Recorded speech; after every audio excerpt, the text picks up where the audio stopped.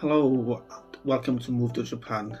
I am Nathan and welcome to my latest video, how shit am I at Japanese.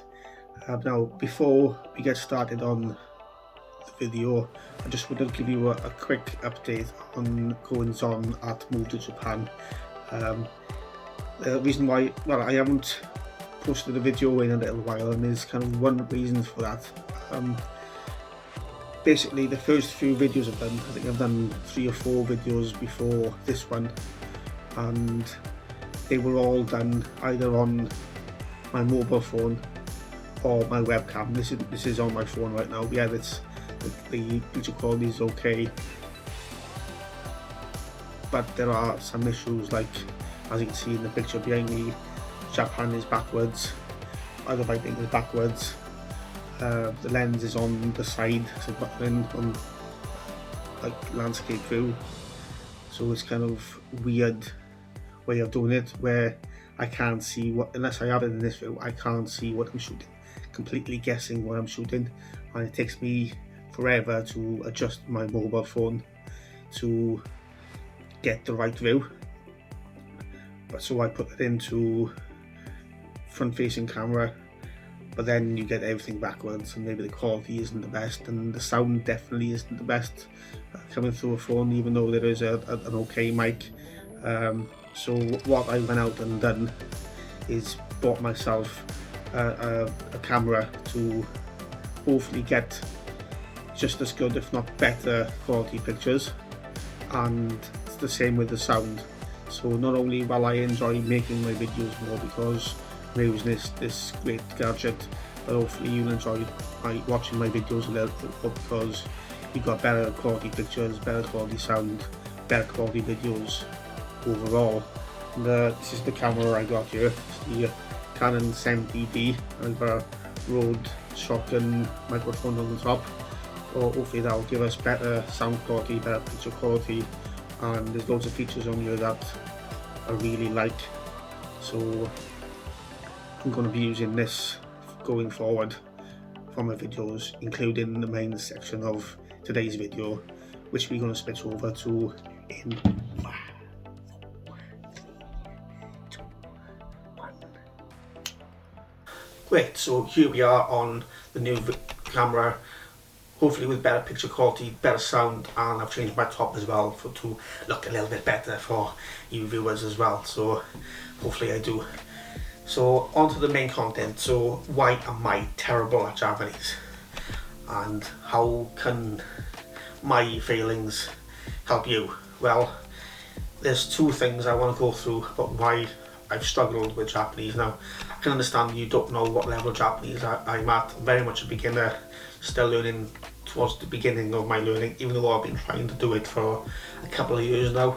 I'm still very much a beginner, and these 2 reasons are a big factor in why I'm still at that level, and why I've become so frustrated and kind of not maybe put the effort in that I should have recently.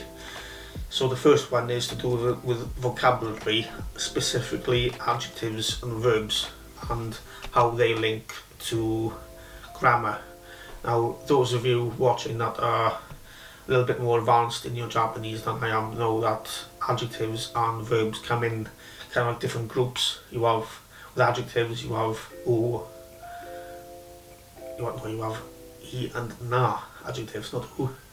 That's a verb. That's, you have u, ru, and irregular verbs, and they all have their own rules for conjugation, for tenses, when it comes to grammar forms, like mass form, like simple form, like te form, and other forms further down the line that are a little bit more complicated. So you need to know essentially what group each adjective and verb is in to be able to use grammar correctly further down the line.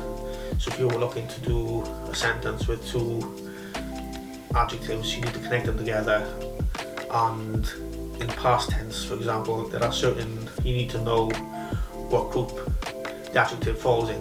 Are they in the e or na groups? And then you know the rule for that group, and then the other one for na. So if they're both na, then you use that rule for that, but you can't use the E rule for the na, and vice versa. You can't do it that way around, it just wouldn't make any sense, and it will be bad sentences, bad grammar. And it's kind of the same thing with verbs as well, where you have the oo, ru and irregular. Again, you have, when you conjugate into te form, simple form, mass form, you need to know what group they fall in. So you have the oo, ru and irregular. You need to learn what the specific verbs you're learning are ending in. Are they, what group they fall into? Are they oo, ru or irregular? And when you know that, you can then learn grammar, and it'll be so much easier. When you're learning te form and you know it ends in oo or ru or irregular, then you can just go, okay, it's a oo, and use the right rule for te form, simple form, mass form, other forms. Now, to make with verbs are a little bit more complicated, because you can have ru verbs in oo and not in ru, and there are different rules with te form. There are different rules for different ru endings. We can have tu and ku and nu and so on, and they all have different rules for within the group. So there's smaller groups in the group, which makes it a little bit more complicated again. But a lot of upfront effort can make things easier down the line, because you build that habit of learning what group, what verb or adjective is in, and then you can just learn the grammar a little bit easier, a little bit quicker. That's where I fell apart when I learned Japanese, is that I learned everything in mass form. I didn't learn the groups. Originally I was just in mass form. I just want to know it in mass form, and didn't learn the groups. And when I came to learning te form, simple form, I fell apart, because I didn't know the groups. I didn't know if something ended in oo or na, because a lot of the time you lose the oo or na, or the oo, ru or irregular part of the adjective or verb. When you conjugate in, that bit changes. So I didn't know, so I became frustrated. I found things too difficult, so I stopped, because I was just overwhelmed by it. I couldn't do it, so I found it too hard. So I thought, okay, I need to stop. This is too hard. This is too much for me at the minute. So I know planning when I start learning Japanese, which is going to be quite soon. I think I'm going to be learning the groups, learning the adjective groups. Does it end in e or na? The verbs, which verb ends in oo, ru and irregular. And then when I can go back to te form, when I go back to simple form and go to other grammar types, it will be that much easier for me to learn. So that's the first thing I wanted to go through, is make sure when you're learning your adjectives and verbs, split them up into the groups. Make sure you know exactly what they end in, whether it's an oo, a ru or irregular, or e or na for the adjectives, to make the grammar easier further down the line. Okay, so second thing I wanted to go through, and the final thing, is I think it's all about memory. I mean, it's linked to vocabulary again, and will be when you start learning kanji, same thing. It's memorizing everything. And I've sat at this desk and other desks for hours and hours and hours going through my books here. I've got thousands of words in the books I've got here, and I've sat at this desk for hours and hours trying to learn these and struggling to memorise them. Going back over them the next day, a couple of days later, a week later, and so on, trying to repeat, go back over things, and they're just not sticking whatsoever. So what I've started looking into is how to improve my memory, how memory works, memory function. And I bought a book recently that I haven't started reading yet, but I will, which is How to Improve Your Working Memory by Ariana Peterson. And that is a really simplified book that goes through the theory of memory, how memory works, and how to use that to your advantage when you're learning not just vocabulary but names and dates and other things.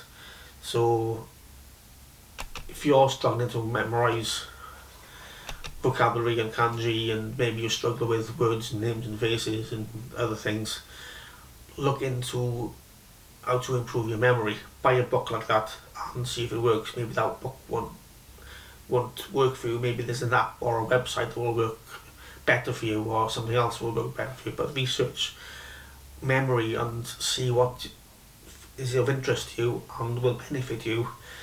And when you've learned that and you start putting that into practice with your Japanese, and you get better at these memorizing techniques, then your Japanese will all of a sudden become much more efficient, much better, much easier. Just like learning the words correctly in the right groups will make the grammar easier and make things easier for you down the line.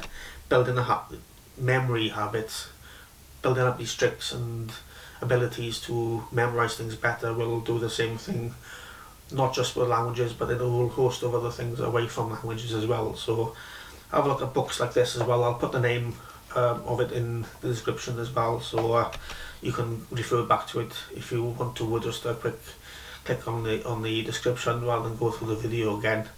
So have a look at that. This, again, like I said, I've spent hours and hours at this desk trying to go through words. I'm not really making much progress, really slow progress, where I kind of want the things to be a little bit quicker rather than learning 10-20 words a month, maybe 50 to 100 words a month, things like that. And not being so frustrated. So yeah, so that's the 2 tips I wanted to go through. So I hope they help. I hope you've found them useful, and let me know in the comments what you think of the 2 things I've gone through, and again, what you think of the camera quality as well, what you think of the picture quality and the sound. Does it work for you? And especially what you think of the 2 tips for Japanese, where I've gone wrong, why I'm not so good at Japanese. Maybe open up and tell us why you're struggling. What are you struggling with Japanese? Is it grammar? Is it vocab? Is it kanji? Is it your memory? Let us know in the comments, and we can have a chat about our experiences there as well, and hopefully other people can come in and give their own tips and suggestions on how to improve other people's Japanese and what's worked for them as well. So by all means, if you're a little bit more advanced and you've had things you're struggling with, yet you've overcome it, how did you overcome it? Put it in the comments and let us know how you did, what you did to improve your Japanese a little bit more efficiently and a little bit easier. And again, if you're somebody learning Japanese and you're interested in moving to Japan and Japan in general, this channel, Move to Japan, is kind of the perfect thing for you, especially if you're looking to move to Japan. Then click subscribe, click the notification button, watch my videos. There's going to be all kinds of videos on here for you, conversations with people who move to Japan and their experiences, their negatives and positives of doing it, and their advice they can give for people looking to move to Japan, and loads of other things that you will find interesting. So click subscribe, click the notification bell, and watch the videos, soak it all in and learn as much as you can from not just me. I don't claim to know much about moving to Japan, but when I'm looking into it, like visas and applying for jobs and accommodation and cultural differences, when I'm learning it, when I'm on a website, I'll do a video and I'll show you the website and I'll share what I've learned with you on a video. And the conversations with the people who have moved to Japan, who have literally gone through that process, their knowledge is so important to me, and will be to you as well. I'm planning to get as many people interviewed as possible for the channel, to get so many different perspectives and backgrounds and people to have moved from any country to Japan and gotten their experience and advice to help not only me but you as well. So subscribing is going to give you a lot of resources from these people have resources off the channel. It's just a channel over here and a channel kind of go between